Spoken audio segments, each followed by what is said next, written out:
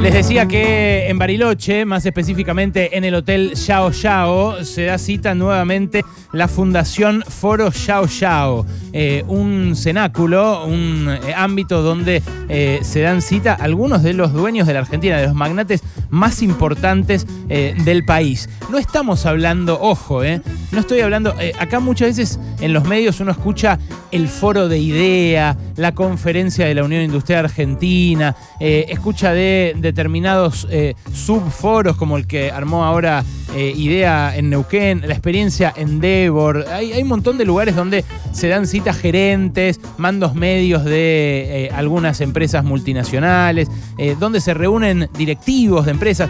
Esto no es eso. Acá están reunidos los dueños de verdad. Los tipos que de verdad mueven los principales fierros de la Argentina, las principales empresas, el mayor monto de capital. Y además los propietarios de las compañías, que en algunos casos no son los que las dirigen.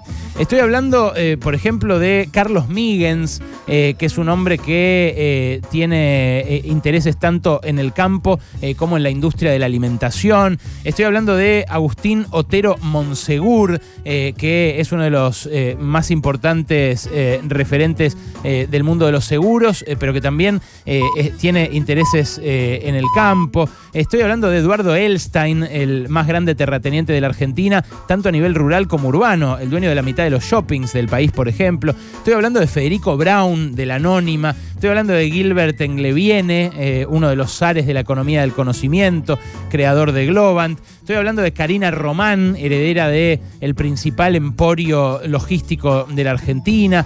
Hablo de Marcos Galperín, de Roberto Murchison, otro logístico, de Sebastián Bagó, el de los laboratorios, de Verónica Andriani, otra transportista. En fin, estoy hablando, repito, de la gente que si la juntás y te pones a contabilizar sus patrimonios, llegás a medio PBI argentino, o incluso más. Son los que pueblan el top 10 de la revista Forbes capítulo argentino, son los que no necesitan una entidad detrás de sí para influir, porque ya influyen solamente con su apellido. Bueno, el Foro Yao Yao en otras ocasiones había invitado a distintos referentes, incluyendo a referentes del oficialismo y del kirchnerismo, como por ejemplo Guado de Pedro, y en esta ocasión se da cita allí, siempre a puertas cerradas, siempre sin dejar entrar a la prensa, para imaginar, para prefigurar el país después de 2023. Y estos dueños, bueno, repito, una de las presencias estelares es la de Marcos Galperín, cuya filiación política todos conocemos porque fue fiscal de mesa de Mauricio Macri, porque cuando Macri perdió su intento de reelección, se fue del país directamente, previa entrevista con Alberto Fernández, pero se radicó en Uruguay, donde ya tenía la nacionalidad tributaria, en una muestra, en un acting, en una demostración de desagrado hacia esta administración, muy palpable. No es algo que haya pasado inadvertido. El tipo había vuelto, porque ya se había radicado en Uruguay part-time antes, durante el gobierno de Cristina, había vuelto cuando asumió Macri como presidente, como una señal de fe de que esta era la Argentina que quería, y se fue inmediatamente cuando la sociedad le dio la espalda y decidió en primera vuelta rajarlo de la Casa Rosada. Bueno, Galperín tuvo mucho peso en la conformación de esta edición del Foro Yao Yao, de esta reunión reservada en Bariloche, donde hay varios que van a dar su visión, su punto de vista, donde se va a hablar, se está hablando en realidad desde la mañana de minería, de agroindustria, de energía, donde se va a dar también la presentación que está teniendo en este momento de Carlos Melconian, que suena como posible ministro de Economía, en el caso de que Mauricio Macri acceda a la presidencia. Bueno, esto marca cuáles son los límites que plantea el establishment para la discusión sucesoria en la Argentina el año que viene, cuando el Frente de Todos se vea sujeto a ese mismo escrutinio al que se vio Macri en 2019. Bueno, los invitados para hablar en esta edición son Melconian, que ya les dije, que va a estar ahí, está ahí en este momento desgranando su plan económico, pero también Mauricio Macri directamente, Mauricio Macri en persona, Horacio Rodríguez Larreta, el jefe de gobierno porteño, Javier Milei, a quien confirmaron anoche como presencia estelar durante el día de hoy, y Martín Guzmán, que mañana, en la segunda jornada, va a hacer su presentación por la mañana en un intento de llevar algo de esa agua de oro, diría yo, hacia el molino del oficialismo.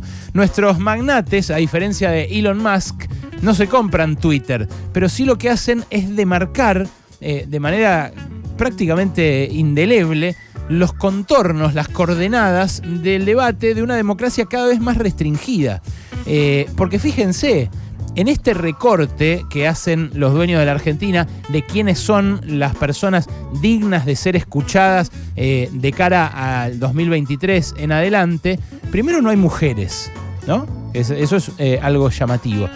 Y segundo, ya no digo izquierdistas, obviamente nunca hay izquierdistas en un evento de este tipo, pero tampoco hay kirchneristas. La verdad es que en ocasiones anteriores, como les dije, había habido. En ocasiones anteriores se había discutido, la anterior muy concretamente, que se había hecho medio restringida porque la segunda ola de COVID, estuvieron Guado de Pedro, estuvo Hernán Lacunza y estuvo Emanuel Álvarez Agis. Emanuel Álvarez Agis es un consultor que tienen muchas empresas como abonado, digamos, o sea que muchas empresas multinacionales incluso contratan. Algunos de estos magnates que están ahí lo consultan a Álvarez Agis también.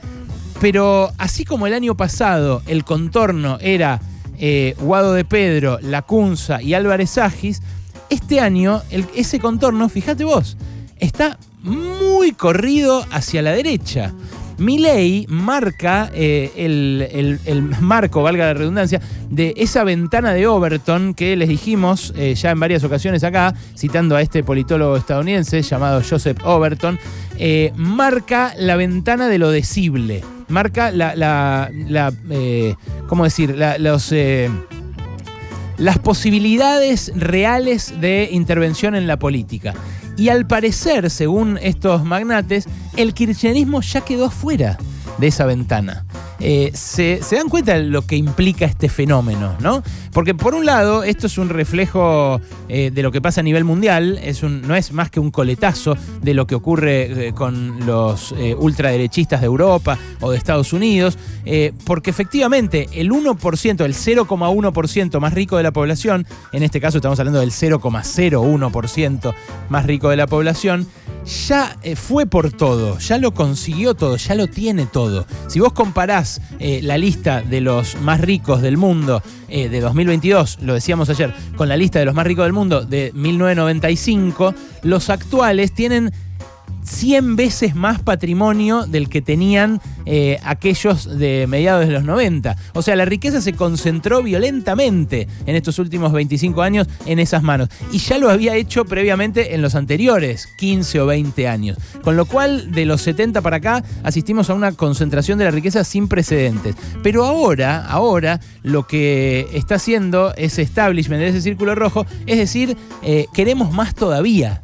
¿Por qué? Y bueno, porque Milei plantea un mundo en el cual los magnates se enriquecen más todavía, porque el Estado se achica, porque pierde funciones, porque deja de intervenir, porque deja de cobrarles impuestos, y lo que hace un Estado cuando funciona bien es redistribuir para evitar esa concentración del ingreso justamente.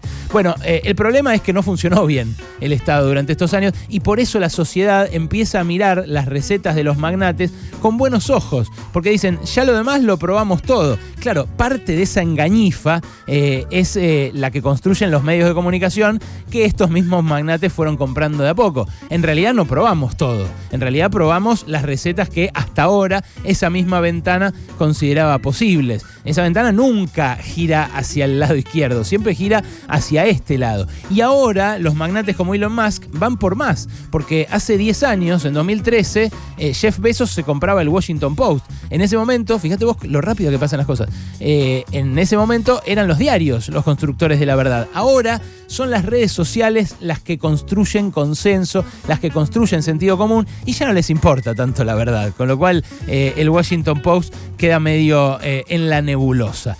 Yo les digo algo, ahí se está cocinando el futuro lustro del país, probablemente la futura década. Ahí también se ve con buenos ojos el consenso que hubo en torno al acuerdo con el Fondo Monetario Internacional, que el kirchnerismo resistió a medias, medio simuladamente, cuando ya no había riesgos de que su negativa influyera en algo, salieron a decir nosotros estamos en contra. Bueno, eso es parte de lo que el kirchnerismo construye de cara a lo que considera va a ser una derrota el año que viene, pero lo construye para sí, no para la sociedad. El resto de la sociedad va a tener que lidiar con ese futuro que están imaginando ahí, en ese lugar, los dueños de la Argentina, dibujando, repito, los contornos de lo posible cada vez más hacia la derecha.